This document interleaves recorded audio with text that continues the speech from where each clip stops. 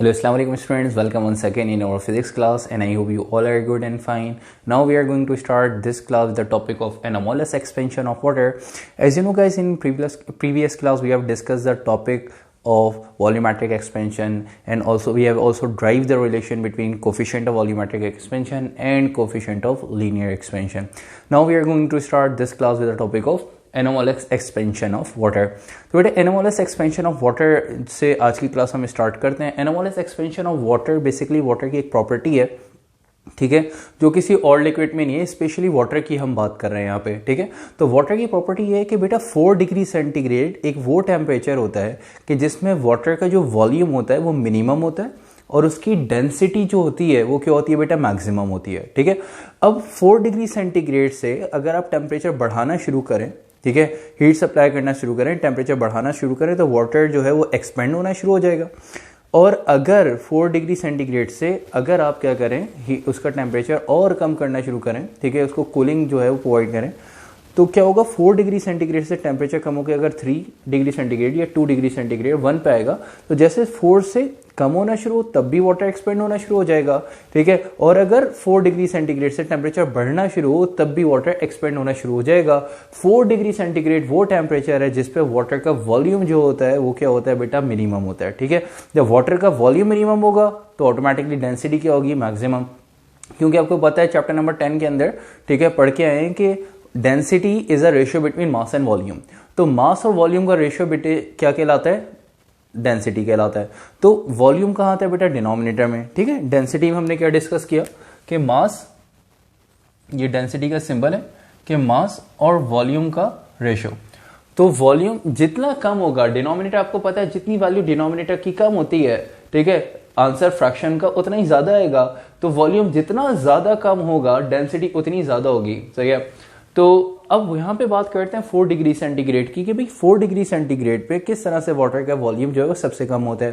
जैसे for example बेटे मैं आप लोगों को छोटी सी एग्जांपल दूं कि अगर हम जैसे फॉर एग्जांपल आइस क्यूब्स जो है वो रखते हैं डीप फ्रीजर में, तो जब हम उसको वाटर जो है वो फिल करते हैं और रखते हैं, ठीक है, तो अब जब वाटर फिल करके उस रखते हैं तो डीप फ्रीजर में, तो उस वक्त अगर वाटर का टेम्परेचर हम सपोज करें तो रूम टेम्परेचर के अकॉर्डिंग 30 डिग्री सेंटीग्रेड, 25 या 26 डिग्री सेंटीग्रेड होता है, ठीक है।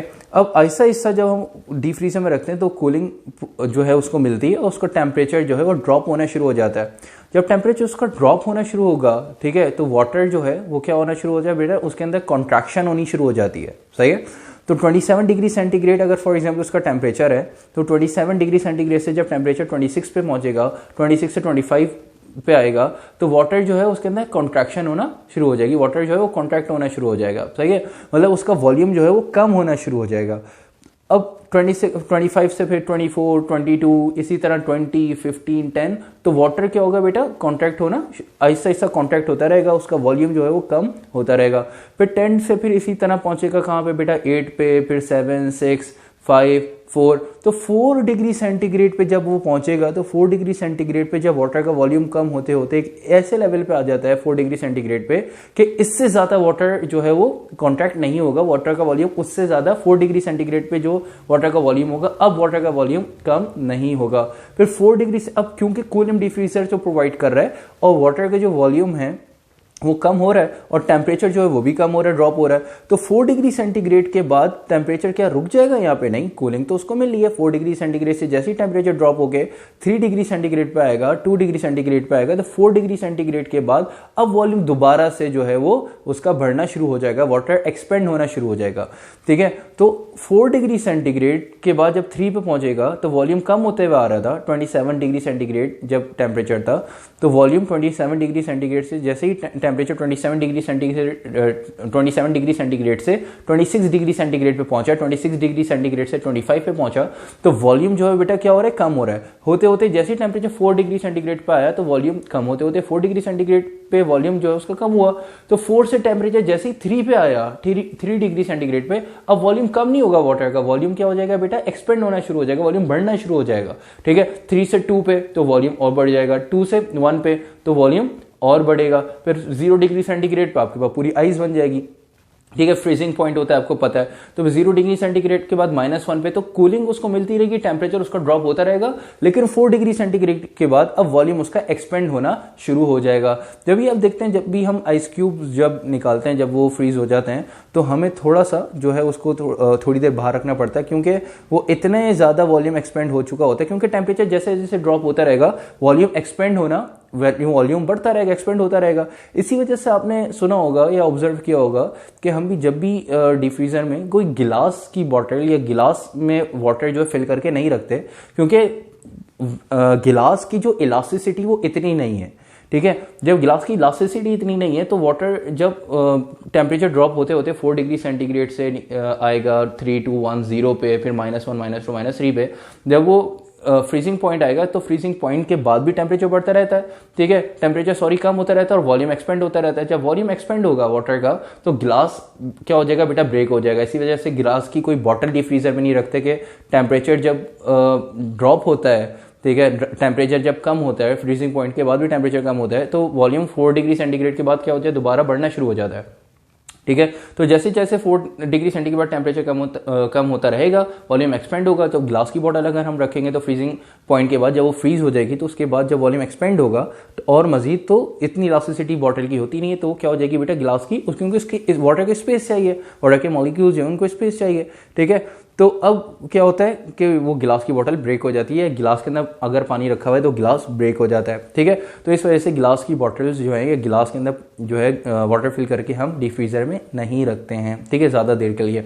तो अब वापस आते हैं टॉपिक पे। तो एनामोलस एक्सपेंशन ऑफ वाटर में हमने डिस्कस किया कि भाई 4 डिग्री सेंटीग्रेड वो टेम्परेचर है जिससे वॉल्यूम जो है वो क्या होता है बेटा, मिनिमम हो जाता है। ठीक है, मैंने आपको एग्जांपल दी कि भाई अगर 27 डिग्री सेंटीग्रेड पे हमने रखा था वॉल्यूम, तो कम जैसे टेम्परेचर 27 से कम होते होते 20, 15, 10, 5 और फिर 4 पे आया तो वॉल्यूम कम होता रहा।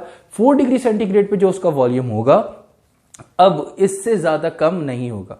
ठीक है, वॉल्यूम फिर 4 डिग्री सेंटीग्रेड से टेम्परेचर जैसे ड्रॉप हो गया 3 2 1 पे आएगा तो वॉल्यूम फिर दोबारा से एक्सपेंड होना वाटर का शुरू हो जाएगा। ठीक है बेटे, वॉल्यूम बढ़ना शुरू हो जाएगा। तो ये 4 डिग्री सेंटीग्रेड पे जो है जो टेम्परेचर है, ठीक है, ये इससे वाटर के लिए स्पेसिफिक है। ठीक है, इस पे वाटर का वॉल्यूम क्या होता है बेटा, कम। तो जितना ज्यादा वॉल्यूम कम होगा, ठीक है, आपको पता है मास और वॉल्यूम का रेशियो उस ये फ्रैक्शन जो है इसका आंसर उतना ही ज्यादा आएगा। वॉल्यूम जितना कम होगा, डिनोमिनेटर वाली वैल्यू जितनी कम होगी, ठीक है, फ्रैक्शन का आंसर उतना ज्यादा आएगा, मतलब डेंसिटी वहां पे मैक्सिमम होगी। तो कहते हैं 4 डिग्री सेंटीग्रेड पे वाटर का वॉल्यूम जो है वो मिनिमम होता है और डेंसिटी क्या होती है बेटा, मैक्सिमम होती है, क्योंकि उस लेवल पे इतनी ज्यादा डेंसिटी नहीं होती जितनी 4 डिग्री सेंटीग्रेड पे होती है बेटा। ठीक है, तो एक तो ये बात हो गई। उसके बाद ये जो आपके पास देखें 4 डिग्री सेंटीग्रेड से टेम्परेचर अगर बढ़ना शुरू हो तब भी एक्सपेंशन हो रही है, 4 डिग्री सेंटीग्रेड से टेम्परेचर कम होना शुरू हो तब भी एक्सपेंशन हो रही है। मतलब वॉल्यूम अगर आप देखें कम होता रहा, 27 से टेम्परेचर ड्रॉप होकर 26 पे आया, फिर 20 पे, 15 पे, 10 पे, 5 पे, तो वॉल्यूम क्या हो रहा था बेटा, कम होता रहा। ठीक है, वॉल्यूम क्या हो रहा था, कॉन्ट्रैक्ट होता रहा, मतलब वाटर कॉन्ट्रैक्शन वहां पे वाटर के अंदर होती रही। फिर 4 डिग्री सेंटीग्रेड से टेम्परेचर और कम होगा तो एक्सपेंशन शुरू हो जाएगी। इसी तरह 4 डिग्री सेंटीग्रेड से टेम्परेचर बढ़ा दें 5 डिग्री सेंटीग्रेड, 6 डिग्री सेंटीग्रेड, तब भी वाटर के अंदर जो है वो एक्सपेंशन शुरू हो जाएगी। तो 4 डिग्री सेंटीग्रेड से अगर टेम्परेचर बढ़ेगा, ठीक है, तब भी एक्सपेंशन होगी। 4 डिग्री सेंटीग्रेड से टेम्परेचर कम होगा तब भी एक्सपेंशन वहां पे स्टार्ट हो जाएगी। ठीक है बेटे, तो इस इरेगुलर एक्सपेंशन ऑफ वाटर को हम basically anomalous expansion of water का नाम देते हैं। ठीक है, तो पेपर में इसका सवाल आता है कि भाई explain anomalous expansion of water and right and also discuss the effects of anomalous expansion of water. तो आपने effects of anomalous expansion of water जो है वो भी बताने होते हैं, 2 या 3 इफेक्ट्स जो है बेसिकली लिखने होते हैं कि भाई एनामोलस एक्सपेंशन ऑफ वाटर का जो डेली लाइफ है हमारे, उसमें क्या जो है वो आप ये कह सकते हैं क्या रोल है, क्या उसके इफेक्ट्स हमारी डेली लाइफ पे, तो वो हम जो है कुछ एग्जांपल्स जो है वहां भी डिस्कस करते हैं। फिलहाल एनामोलस एक्सपेंशन ऑफ वाटर के बारे में बेटे लिखना स्टार्ट करें। ठीक है, एनामोलस एक्सपेंशन ऑफ वाटर के बारे में बेटे लिखने स्टार्ट करें। आई होप आप लोगों ने हेडिंग डाली भी होगी, लिखिएगा। At 4 degree centigrade, at 4 degree centigrade, the volume of a water is minimum, and its density is maximum. At 4 degree centigrade, the volume of a water is minimum and its density is maximum. At 4 degree centigrade, the volume of a water is minimum and its density is maximum. Comma डाल के आगे लिखिएगा बेटा, at this temperature water expands by heating or cooling. At this temperature water expands by heating or cooling. At this temperature water expands by heating or cooling due to its crystalline structure. Due to its crystalline structure. Due to its crystalline structure. Alright beta, due to its crystalline structure. This irregular expansion of water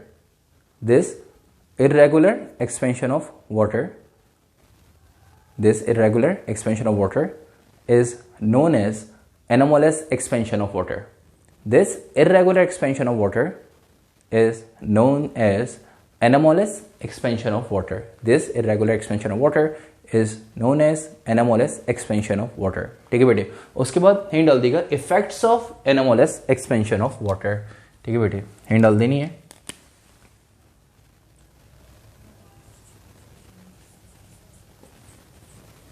effects of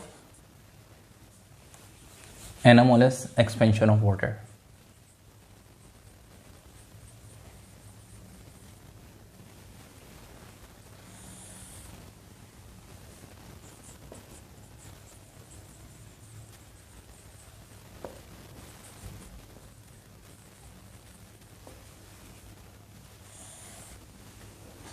alright, तो effects हम लिखेंगे यहाँ पे anomalous expansion of water. लिखने से पहले हम पहले उसको डिस्कस करते हैं, ठीक है। उसके बाद यहाँ पे अच्छा देखें, एनामोलस एक्सपेंशन ऑफ वाटर का फर्स्ट इफेक्ट अगर हम यहाँ पे डिस्कस करें तो एनामोलस एक्सपेंशन ऑफ वाटर में बताते हैं कि जो मरीन लाइफ है ये पॉसिबल है, मरीन लाइफ जो है वो एग्जिस्ट कर रही होती है due to anomalous expansion of water, ठीक है।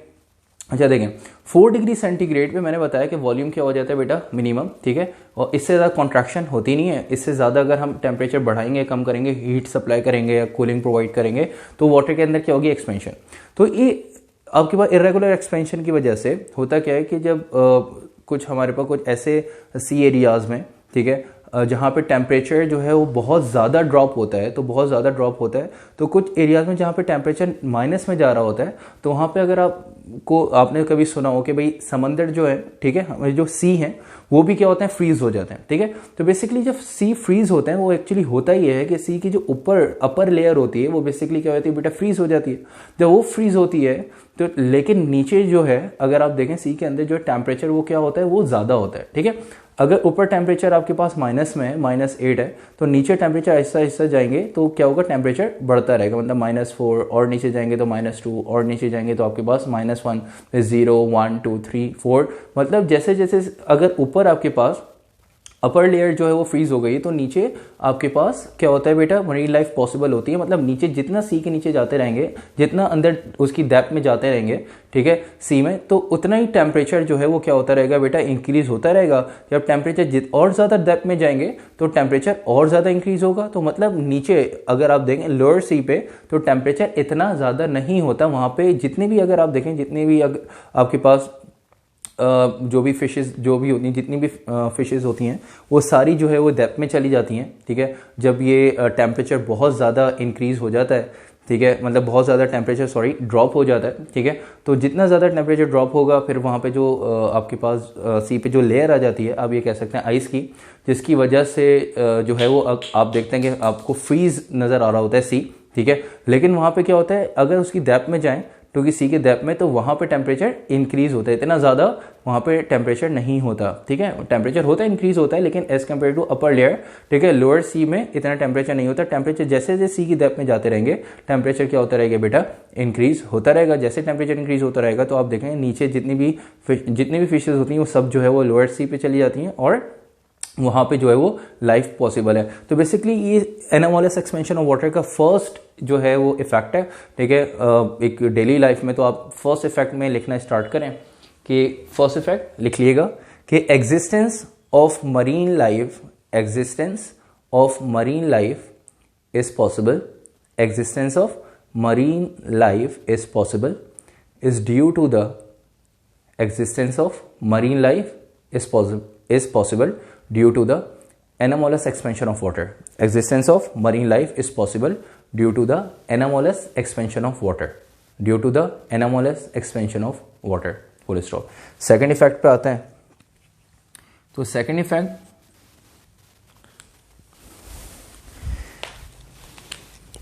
में बताते हैं कि भाई देखें एनामोलस एक्सपेंशन ऑफ वाटर में कि ये जो बार बार एक्सपेंशन और कॉन्ट्रैक्शन होती है, तो एक्सपेंशन और कॉन्ट्रैक्शन की वजह से जो सी के अंदर जो चट्टानें हैं वो टूट रही होती हैं, जो रॉक्स होते हैं वो क्या हो रहे होते हैं बेटा, टूट रहे होते हैं. ठीक है, मतलब फॉर एग्जांपल चट्टानों के बीच में गैप है.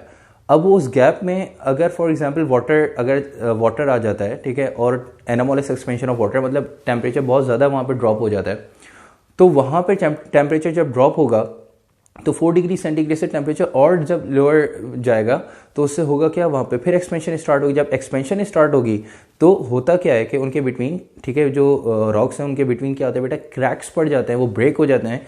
ठीक है, तो चट्टानें जो है वो टूट रही होती हैं. ठीक है, वो इस ही वजह से कि भाई वहाँ पे वाटर जब एक्सपेंड होता है तो एक्सपेंशन की वजह से, ठीक है, वो क्या हो रहा है बेटे, रॉक्स जो है वो क्या हो रहे होते हैं, ब्रेक होते हैं. ठीक है, तो ब्रेकिंग ऑफ रॉक्स जो है, ठीक है, इन विंटर आप ये कह सकते हैं, ठीक है, एट सी, तो due to the anomalous expansion of water, कि ये भी एक एनामोलस एक्सपेंशन ऑफ वाटर का एक इफेक्ट है हमारी डेली लाइफ में. अगर आप देखते हैं कि जब बारिश वगैरह होती है उससे अगर स्टोन पे वो पड़ती रहती है, रॉक्स पे पड़ती रहती है, तो उसमें सुराख जो होते हैं, होल हो जाते हैं. ठीक है, बिल्कुल इसी तरह से अगर हम यहाँ पे बात करते हैं बहुत ज़्यादा अगर सी पे बात करते हैं कि बहुत ज़्यादा टेम्परेचर डाउन हो जाता है, ठीक है, और वहाँ पे अगर इसी तरह से वाटर एक्सपेंड होता है, ठीक है, जब टेम्परेचर 4 डिग्री सेंटीग्रेड को भी क्रॉस कर जाएगा, उसके बाद जब टेम्परेचर एक्सपेंड होना शुरू हो जाएगा, ठीक है, क्योंकि वो फ्रीज हो जाता है. ठीक है, वहाँ पे जो वाटर है, चट्टानों के बीच में जो स्पेस है, वहाँ पे वाटर क्या हो जाएगा, फ्रीज हो जाएगा. अब वो जब एक्सपेंड होगा तो एक्सपेंशन में उसको क्या चाहिए, स्पेस चाहिए. जब वो एक्सपेंड होता है तो रॉक्स जो होते हैं वहाँ पे,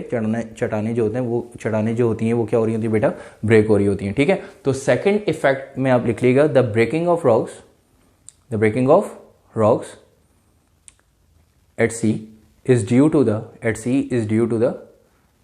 anomalous expansion of water. The breaking of rocks at sea is due to the anomalous expansion of water. The breaking of rocks at sea is due to the anomalous expansion of water. ठीक है बेटे. इसी तरह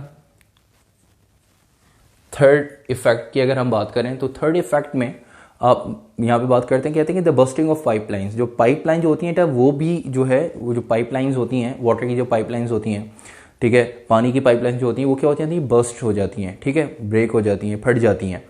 तो किस तरह से, वो भी कि भाई वाटर जब एक्सपेंड होता है, ठीक है, आफ्टर फ्रीजिंग पॉइंट जब वाटर एक्सपेंड होगा तो उसको स्पेस चाहिए. तो अब वो क्या करेगा, जब स्पेस नहीं मिलेगा तो वो एक्सपेंशन की वजह से जो पाइपलाइंस होती हैं वो भी क्या हो जाती हैं, ब्रेक हो जाती हैं. यहाँ पे बहुत ज़्यादा टेम्परेचर ड्रॉप होता है, जो है नेगेटिव में टेम्परेचर जाता है. तो आपने देखा होगा उन एरियाज़ में, सुना होगा कि भाई कोयटा में जो है वो सर्दी की वजह से पानी की लाइन जो है वो फट गई है. ठीक है, इसी तरह पेशावर में पानी की लाइन फट गई. आपने मतलब ये एक न्यूज़ जो है वो चल रही होती है, कभी आपने चलते फिरते सुना हो. ठीक है, ये बिल्कुल ये आप ये कैसे ये चीज़ें एग्जिस्ट करती हैं कि भाई फॉर एग्जांपल टेम्परेचर अगर नेगेटिव में चला जाता है जो लाइन में, क्योंकि सराउंडिंग में टेम्परेचर अगर आपके पास -1 -2 -3 चल रहा है तो सारी चीज़ें जम रही हैं. ठीक है, सब जो है वो, क्योंकि टेम्परेचर 4 डिग्री सेंटीग्रेड भी क्रॉस कर जो है, देखें फ्रीजिंग पॉइंट क्या हमारा 0 डिग्री सेंटीग्रेड, वो भी टेम्परेचर क्रॉस कर गया है, तो सारी चीज़ें क्या हो रही होती हैं, जम रही होती हैं. ठीक है, तो वाटर की जो लाइन होती है, पानी की जो लाइन होती है, पाइपलाइन जो होती हैं, उनके अंदर जो वाटर है वो भी क्या हो रहा होता है बेटा, जम जाता है, वो भी क्या होता है, फ्रीज हो जाता है. लेकिन टेम्परेचर मजीद ड्रॉप होने की वजह से वो और ज़्यादा क्या होता है बेटा, एक्सपेंड होता है. आपको पता है ना एनामोलस एक्सपेंशन ऑफ वाटर कि 4 डिग्री सेंटीग्रेड से जैसे टेम्परेचर नीचे जाएगा, ठीक है, तो वो क्या होगा, एक्सपेंड होगा वाटर. तो वाटर जो है वो क्या हो रहा था बेटा, एक्सपेंड हो रहा होता है, क्योंकि वो आइस बन जाती है, आइस एक्सपेंड होना शुरू होती है. तो जब उसको स्पेस चाहिए, स्पेस नहीं मिलता, तो वो जो पाइपलाइन जो होती हैं वो क्या हो जाती है, फट जाती हैं, बस्ट हो जाती हैं. तो पाइपलाइन जो बस्ट हो रही होती है इन विंटर्स, ठीक है, ये भी किसकी वजह से पॉसिबल है बेटा, एनामोलस एक्सपेंशन ऑफ वाटर की वजह से. ठीक है, तो ये लिखिएगा, ये भी एक हार्मफुल इफेक्ट है. ठीक है, तो इसमें लिखना स्टार्ट करें थर्ड इफेक्ट में कि the busting of pipelines in winter is due to the anomalous expansion of water. The bursting of pipelines in winter is due to the anomalous expansion of water. तो pipelines भी जो होती है, जो burst हो रही होती हैं पाइपलाइंस, वो भी एनामोलस एक्सपेंशन ऑफ वाटर की वजह से बर्स्ट हो रही होती हैं। ठीक है बेटे, तो यहाँ तक आके हमने एनामोलस एक्सपेंशन ऑफ वाटर का टॉपिक जो है बेटे वो डिस्कस कर दिया। अब हम चलते हैं अपने नेक्स्ट टॉपिक की तरफ, और जो नेक्स्ट टॉपिक हमने स्टार्ट करने जा रहे हैं वो है हमारे पास गैस लॉज। तो बेटे हिंट डाल दिएगा गैस लॉ, जिसके अंदर हम बॉयज लॉ और चार्ल्स लॉ जो है, ठीक है, उनको हम यहाँ पे डिस्कस करेंगे। तो हिंट डाल दिएगा गैस लॉज की।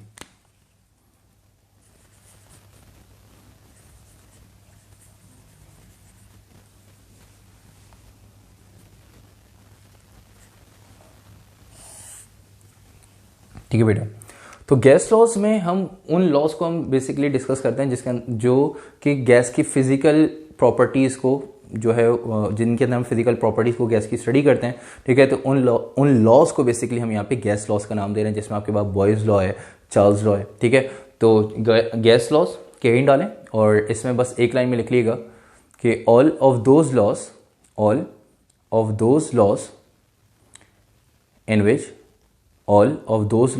in which we study about the physical properties of gases. All of those laws in which we study about the physical properties of gases. All of those laws in which we study about the physical properties of gases. तो gas laws में हम gas की physical properties को basically study करते हैं, जिसमें हम start करने जा रहे हैं first law which is boys law. ठीक है बेटे, तो हिंट डाल देनी है आपने बॉयज लॉ की।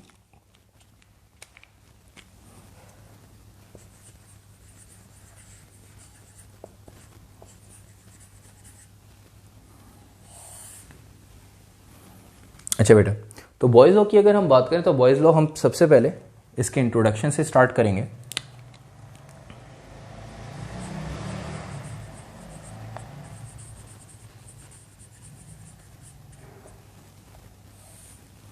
ठीक है बेटा, तो सबसे पहले इंट्रोडक्शन से स्टार्ट करते हैं बॉयज लॉ।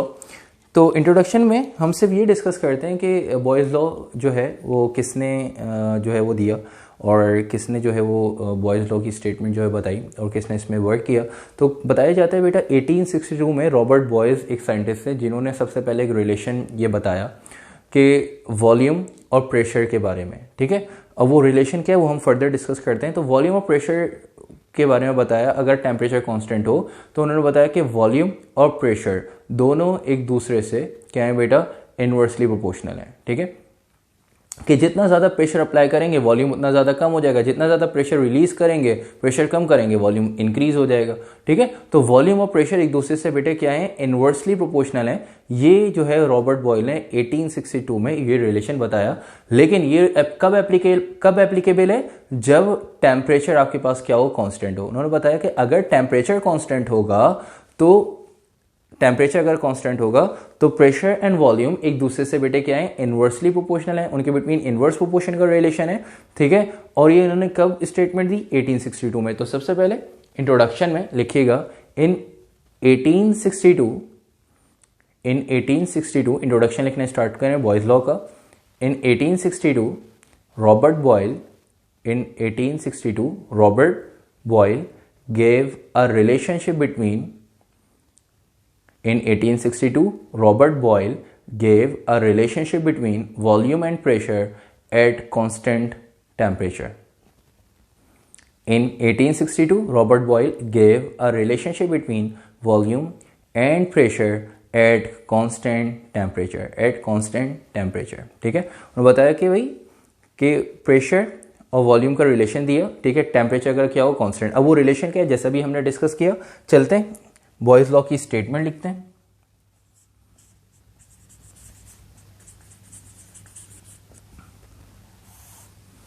ठीक है, अच्छा जी, तो स्टेटमेंट बॉयज लॉ की हम लिखने जा रहे हैं, और कि भाई रॉबर्ट बॉयल ने 1862 में क्या रिलेशन दिया।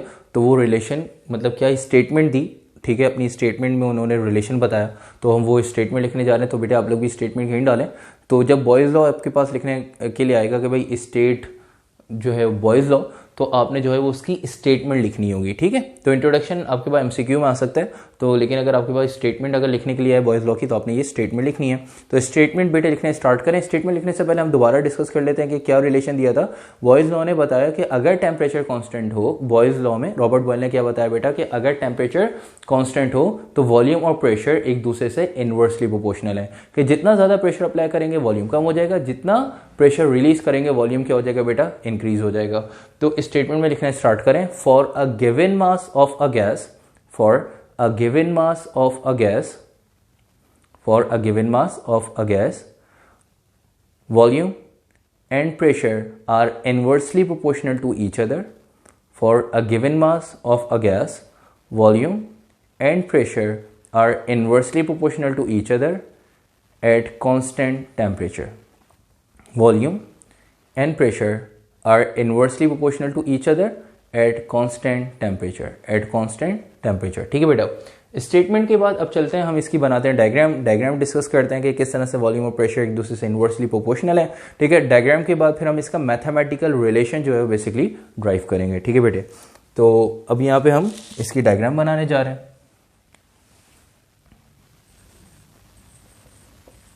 तो डायग्राम की हिंट डाल दिएगा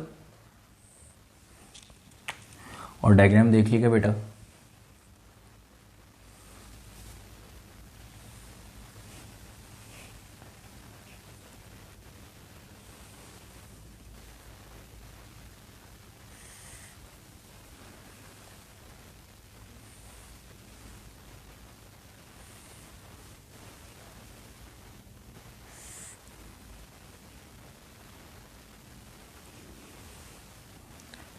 हमने दो कंटेनर कंसीडर कर लिए।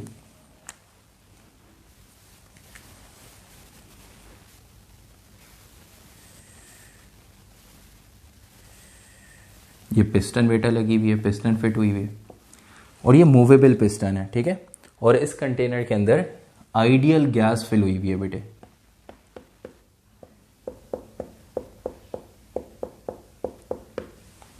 ठीक है।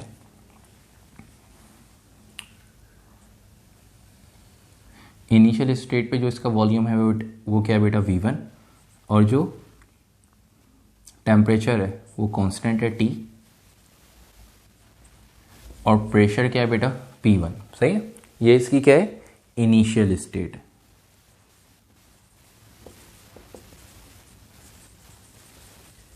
ठीक है। अब अगर हम यहाँ पे प्रेशर बढ़ा दें तो प्रेशर बढ़ाने से वॉल्यूम जो यहाँ पे V1 है वो कम होके V2 हो जाएगा। कैसे ज़रा देखिएगा। अगर हम यहाँ पे प्रेशर बढ़ा दें, प्रेशर बढ़ाएंगे तो पिस्टन मूव करते हुए नीचे चली जाएगी।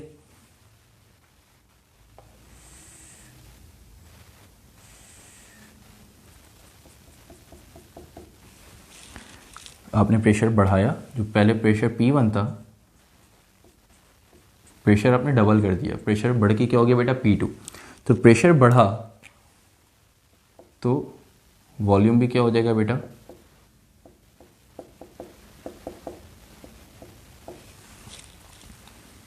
डिक्रीज हो जाएगा। और वॉल्यूम जो V1 था वो बढ़ के क्या हो गया, V2, और टेम्परेचर जो है वो क्या रहेगा, T, कांस्टेंट रहेगा। जो टेम्परेचर T था, ठीक है, ये फाइनल स्टेट में भी, ये है आपके पास फाइनल स्टेट, ठीक है। टेम्परेचर क्या रहेगा बेटा, कांस्टेंट रहेगा, ठीक है। तो आपने देखा कि इनिशियल स्टेट में प्रेशर P1 था, वॉल्यूम V1 था, ठीक है, वॉल्यूम V1, प्रेशर आपने बढ़ाया, प्रेशर बढ़ाने से पिस्टन मूव करते हुए नीचे चली गई, तो जो वॉल्यूम V1 था कम होके क्या हो गया बेटा, V2 हो गया। तो आप यहाँ पे बता सकते हैं कि भाई प्रेशर एंड वॉल्यूम एक दूसरे से क्या है, इनवर्सली प्रोपोर्शनल है, ठीक है। Volume and pressure are inversely proportional to each other, ठीक है बेटे। तो देखिए, इनवर्स प्रोपोर्शन का जब रिलेशन होता है तो एक को न्यूमरेटर में और एक को डिनोमिनेटर में लिखते हैं। तो ये बता रहा है कि यहाँ पे ये रिलेशन बता रहा है कि वॉल्यूम और प्रेशर क्या है बेटा, इनवर्सली प्रोपोर्शनल है। कि अगर हम वॉल्यूम मतलब प्रेशर को बढ़ा रहे हैं तो वॉल्यूम क्या हो रहा है, प्रेशर को बढ़ाने से वॉल्यूम कम हो रहा है, प्रेशर रिलीज करें वॉल्यूम क्या हो जाएगा बेटा, वापस इंक्रीज हो जाएगा। ये है आपके पास बॉयज लॉ और उसका आपने रिलेशन देख लिया और आपने डायग्राम भी बना लिया। ठीक है, तो डायग्राम के बाद चलते हैं इसकी मैथमेटिकल रिप्रेजेंटेशन पे। तो बेटे हैंड डाल दिएगा मैथमेटिकल रिप्रेजेंटेशन की, डाल दें मैथमेटिकल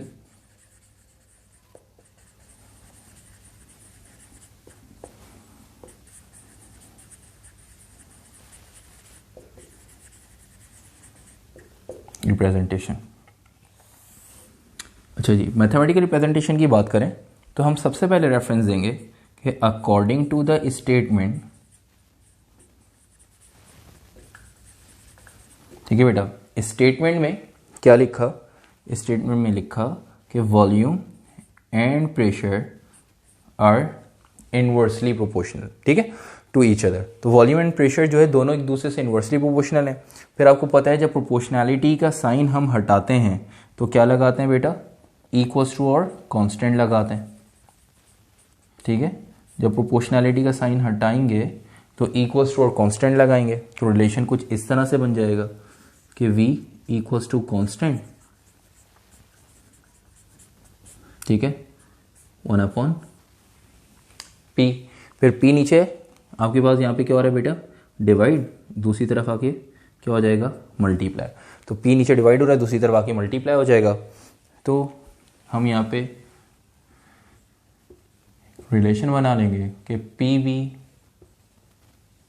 इक्वल्स टू कॉन्स्टेंट। ठीक है बेटे, ये आपने बॉयज लॉ का बेसिक रिलेशन जो है वो ड्राइव कर लिया, P V equals to constant. ठीक है, तो यहां तक इसकी मैथमेटिकल रिप्रेजेंटेशन कॉपी करें और कॉपी करने के बाद एक वर्डिंग लिख लिएगा इसके नीचे कि this is a basic relation of Boyle's law. तो बॉयज लॉ का बेसिक रिलेशन ड्राइव कर लिया, P V equals to constant, यहां तक कॉपी करें, नीचे लिख लिएगा this is a basic relation of Boyle's law. ठीक है बेटे, उसके बाद फिर इसको फर्दर इनिशियल और फाइनल स्टेट के अकॉर्डिंग हम यहाँ पे मजीद ड्राइव करेंगे। ठीक है, तो इसका जो है मजीद जब इसको हम सॉल्व करने जा रहे हैं तो देखें इनिशियल स्टेट पे प्रेशर P1 है और इनिशियल स्टेट पे वॉल्यूम जो है वो बेटा V1 है, फाइनल स्टेट पे प्रेशर P2 है और फाइनल स्टेट पे वॉल्यूम क्या है बेटा V2। इसी बेसिक रिलेशन को इनिशियल और फाइनल स्टेट के अकॉर्डिंग हम मजीद एक्सपेंड करेंगे। ठीक है, तो देख लीजिएगा, यहाँ पे रेफरेंस दे देते हैं at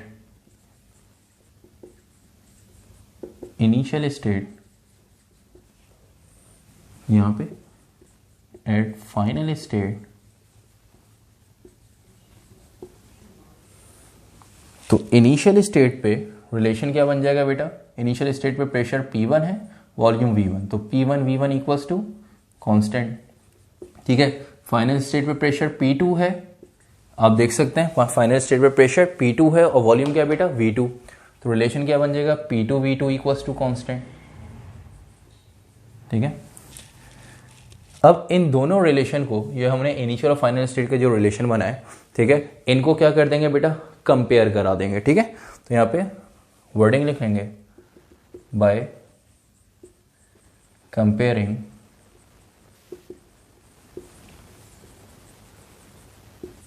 above relations, by comparing above relation। इन दोनों above relations को हम करेंगे कंपेयर एक दूसरे से कि भाई यहाँ पे कह रहा है P1 V1 बराबर है कांस्टेंट के, P2 V2 भी बराबर है कांस्टेंट के।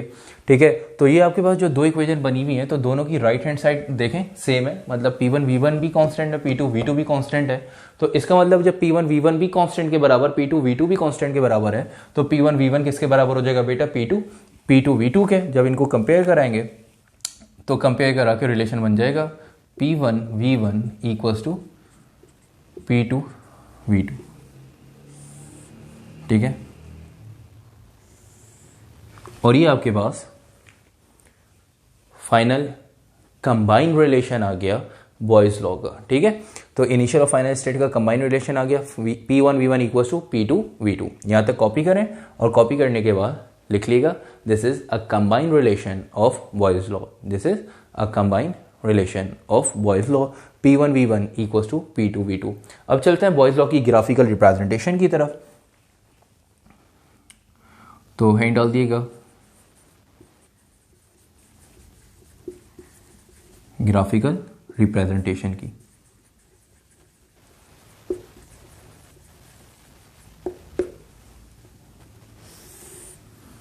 ठीक है बेटा।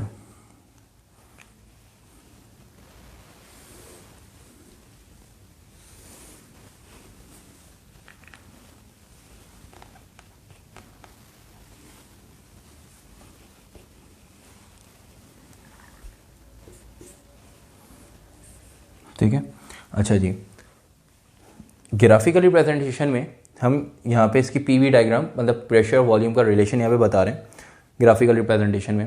तो प्रेशर और वॉल्यूम का जो रिलेशन है वो ज़रा देखिएगा, कौन सा रिलेशन है बेटा, इनवर्स प्रोपोर्शन का रिलेशन। जब भी कोई भी, अच्छा हम स्टार्टिंग में बिल्कुल अगर याद हो तो चैप्टर नंबर 2 के अंदर हम पढ़ के आए हैं कि जब भी किसी भी दो क्वांटिटीज़ के बिटवीन इनवर्स प्रोपोर्शन का रिलेशन होता है तो उनका जो ग्राफ बनता है एक हाइपरबोलिक कर्व की फॉर्म में बनता है। ठीक है, तो यहाँ पे प्रेशर वॉल्यूम ये भी इन्वर्सली प्रोपोर्शनल है। जब ये इन्वर्सली प्रोपोर्शनल है तो इनका जो ग्राफ बनेगा वो भी एक हाइपरबोलिक कर्व बनेगा। ठीक है बेटे, हाइपरबोलिक कर्व शोज दैट कि यहाँ पे अगर नीचे जाते रहें तो प्रेशर अगर आप देखें तो कम हो रहा है और वॉल्यूम क्या हो रहा है बेटा, इंक्रीज हो रहा है। अगर यहाँ पे जाएं तो वॉल्यूम क्या हो रहा है बेटा, डिक्रीज हो रहा है, और प्रेशर क्या हो रहा है, इंक्रीज हो रहा है। ठीक है, तो इस कर्व को हम बेसिकली हाइपरबोलिक कर्व का नाम देते हैं।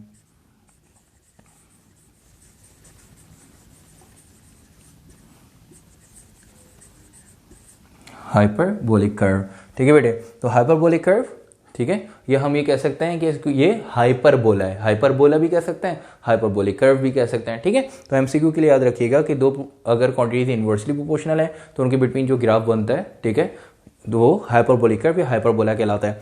और प्रेशर और वॉल्यूम का भी ग्राफ जो है वो, क्योंकि इनमें इनवर्स प्रोपोर्शन का रिलेशन है, इस वजह से प्रेशर और वॉल्यूम मतलब बॉयज लॉ का जो ग्राफ होगा वो एक हाइपरबोलिक कर्व मतलब हाइपरबोला की फॉर्म में बन रहा होता है। ठीक है बेटे, तो अब ये लिख सकते हैं इसके नीचे वर्डिंग कि above hyperbolic curve shows that, graph आपने बना लिया और उसके नीचे वर्डिंग लिख सकते हैं कि above hyperbolic curve shows that, above hyperbolic curve shows that pressure and volume are inversely proportional to each other. Above hyperbolic curve shows that pressure and volume are inversely proportional to each other. ठीक है, ये ठीक है, ये y axis, सही है, x axis पे हमने वॉल्यूम और y एक्सिस पे हमने प्रेशर ले लिया। ठीक है, और ये आपके पास एक हाइपरबोलिक कर्व फॉर्म हो गया, बॉयज लॉ का हमने यहाँ पे ग्राफ बना लिया। ठीक है, अच्छा जी, अब लिमिटेशंस हैं बॉयज़ लॉ की, तो लिमिटेशंस ऑफ बॉयज़ लॉ की हेडिंग डाल दिएगा। हम बॉयज़ लॉ की लिमिटेशन डिस्कस करने जा रहे हैं। लिमिटेशन मीन्स कि बॉयज़ लॉ की लिमिट क्या है। ठीक है, कहाँ तक बॉयज़ लॉ अप्लाई हो सकता है, तो उसके लिए हेडिंग डाल दिएगा बेटा, limitations of boys law.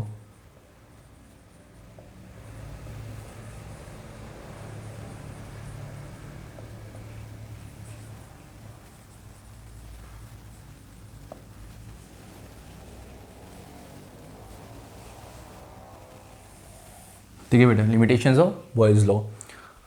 Boys law की लिमिटेशन की बेटा अगर हम बात करें तो बॉयज़ लॉ के बारे में बताया जाता है कि अगर बहुत ज़्यादा प्रेशर अप्लाई करते हैं, बहुत हाई प्रेशर पे बॉयज़ लॉ अप्लाई नहीं होता। इसी तरह बहुत हाई प्रेशर की बात करें तो उस पर भी बॉयज़ लॉ अप्लाई नहीं होता, और बहुत लो वॉल्यूम पे, वेरी लो वॉल्यूम पे भी बॉयज़ लॉ अप्लाई नहीं होता। अब यहाँ पे आप देख लें कि अगर प्रेशर आपने बहुत ज़्यादा बढ़ा दिया, इतना ज़्यादा बढ़ा दिया कि भाई पिस्टन मूव करते हुए बिल्कुल बेस से यहाँ पे लग गई, तो यहाँ पे वॉल्यूम क्या हो जाएगा बेटा, ज़ीरो। जब वॉल्यूम ही ज़ीरो हो जाएगा तो एक क्वांटिटी अगर ज़ीरो हो गई तो दूसरी क्वांटिटी का यहाँ पे क्या काम, तो बॉयज़ लॉ एप्लीकेबल ही नहीं है। ठीक है, तो बहुत हाई प्रेशर और बहुत लो, मतलब very high pressure very low volume पे बॉयज़ लॉ अप्लाई नहीं होगा। अगर हम बात करते हैं वेरी लो वॉल्यूम मतलब अप्रॉक्स जीरो अगर हो जाए वॉल्यूम, तब भी बॉयज़ लॉ अप्लाई नहीं होगा। और ये कब होता है, जब हम बहुत ज़्यादा प्रेशर अप्लाई कर दें, प्रेशर बढ़ाने की वजह से वॉल्यूम जो होता है वो क्या होता है बेटा, कम हो जाता है। ठीक है, तो वॉल्यूम कम हो जाएगा तो बॉयज़ लॉ मतलब अगर अप्रॉक्स जीरो हो जाए वॉल्यूम तब बॉयज़ लॉ अप्लाई नहीं हो सकता। तो लिमिटेशंस ऑफ बॉयज़ लॉ में लिख लिएगा, Boyle's law can not be applicable, Boyle's law can not be applicable for very high pressure and very low volume. बस एक लाइन में वर्डिंग लिख लें लिमिटेशंस ऑफ बॉयज़ लॉ में कि boys law can not be applicable for very high volume and very low temperature, can not be applicable for very high volume and very low temperature, very low temperature. ठीक है बेटे, very low temperature, full stop. Limitations of boys law के बाद आपका boys law का basic topic जो है वो हो गया कंप्लीट। बस एक छोटा सा टॉपिक बॉयज़ लॉ का और रह गया है कि boys law in terms of मास। ठीक है, Boyle's law in terms of मास क्या है? Boyle's law in terms of मास में बताया जाता है कि प्रेशर वॉल्यूम का प्रोडक्ट जो है वो मास से, ठीक है, वो क्या है, डायरेक्टली प्रोपोर्शनल है। मतलब अगर जो है वो मास इंक्रीज होगा तो प्रेशर और वॉल्यूम का रिलेशन जो है वो भी क्या हो जाएगा, इंक्रीज हो जाएगा। प्रेशर और वॉल्यूम का जो प्रोडक्ट है, अगर मास गैस का जो है, ये कंटेनर में जो आइडियल गैस जो फिल हुई है, इसका मास जो है वो क्या होगा, कम होगा, तो प्रेशर और वॉल्यूम का जो प्रोडक्ट है वो भी क्या हो जाएगा, कम हो जाएगा। तो ये है Boyle's law in terms of mass. तो हेडिंग डाल दिएगा Boyle's law in terms of mass की।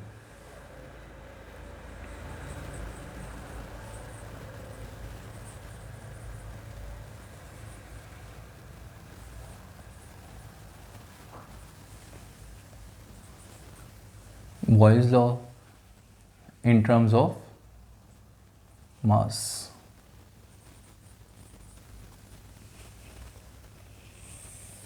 ठीक है बेटे, तो boys law in terms of mass की हम बात करें तो boys law in terms of मास में हमने क्या क्या डिस्कस किया कि प्रेशर वॉल्यूम का जो प्रोडक्ट है वो किसके बराबर होता है बेटा, वो किससे डायरेक्टली प्रोपोर्शनल होता है, मास के, मास ऑफ अ गैस के। ठीक है, अगर मास इंक्रीज हो जाए गैस का, गैस बढ़ा दें, मास इंक्रीज हो जाए, ठीक है, तो प्रेशर और वॉल्यूम का जो प्रोडक्ट है तो वो भी क्या हो जाएगा, इंक्रीज हो जाए। ठीक है, अगर मास जो है वो डिक्रीज हो जाए, मतलब अगर हम एक्स्ट्रा गैस जो है वो फिल कर दें, मास बढ़ा दें गैस का, तो प्रेशर और वॉल्यूम क्या हो जाएगा, इंक्रीज हो जाएगा। गैस रिली मतलब मास कम कर दें, ठीक है, तो क्या हो जाएगा बेटा, प्रेशर और वॉल्यूम का प्रोडक्ट वो भी क्या हो जाएगा, डिक्रीज हो जाएगा। तो एक छोटा सा रिलेशन हमने इससे ड्राइव करना है प्रेशर बॉयज़ लॉ का, boys law in terms of मास। ठीक है, तो क्या रिलेशन हमने डिस्कस किया कि प्रेशर और वॉल्यूम का प्रोडक्ट जो है, जो कि प्रेशर और वॉल्यूम का प्रोडक्ट किसके बराबर है बेटा, कांस्टेंट के। अब बॉयज़ लॉ में आप देख सकते हैं, आपने रिलेशन ड्राइव किया था कि प्रेशर और वॉल्यूम का प्रोडक्ट बराबर है कांस्टेंट के, और यही प्रेशर वॉल्यूम का प्रोडक्ट जो है वो मास से डायरेक्टली प्रोपोर्शनल है। ठीक है, कि मास इंक्रीज हो जाएगा गैस का तो प्रेशर वॉल्यूम का प्रोडक्ट भी इंक्रीज हो जाएगा, मास डिक्रीज होगा तो प्रेशर वॉल्यूम का प्रोडक्ट भी क्या हो जाएगा बेटा, डिक्रीज हो जाएगा। तो एक छोटी सी स्टेटमेंट यहाँ पे boys law in terms of मास में लिखिएगा कि for a given mass of a gas, for a given mass of a gas, the product of pressure and volume, for a given mass of a gas, the product of pressure and volume, the product of pressure and volume is directly proportional to the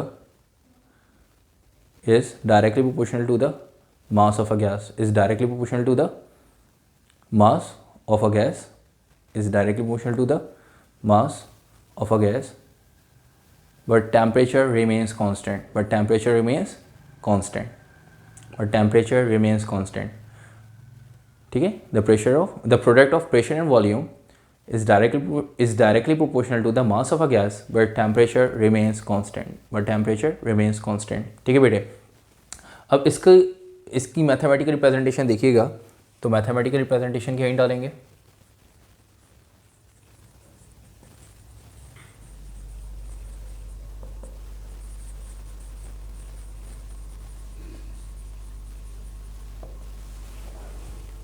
ठीक है, mathematical representation में लिखेंगे according to the statement,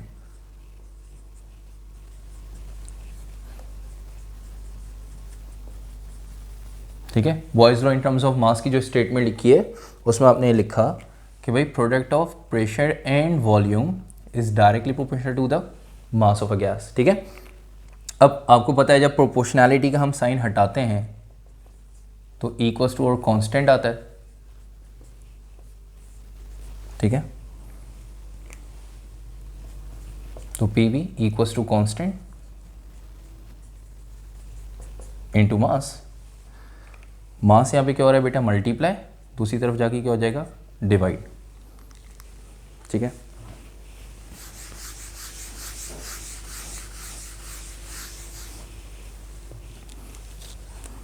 तो relation बन जाएगा P V upon M equals to constant. ठीक है, ये बेसिक रिलेशन ड्राइव कर लिया कि पी वी अपॉन एम बराबर है बेटा किसके, कांस्टेंट के। ठीक है, अब इनिशियल स्टेट पे बात करें,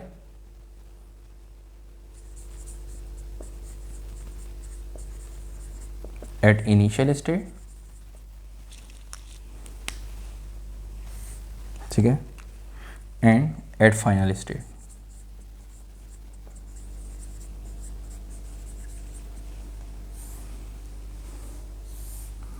तो इनिशियल स्टेट पे आप देखें pressure P1 volume V1, pressure P2 volume V2 final state पे।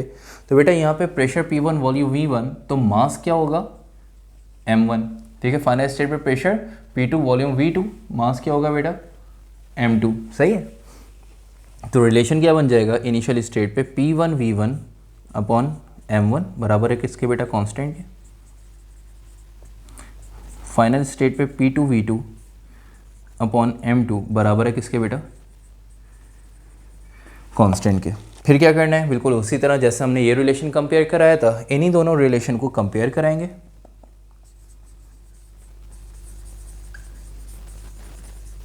By comparing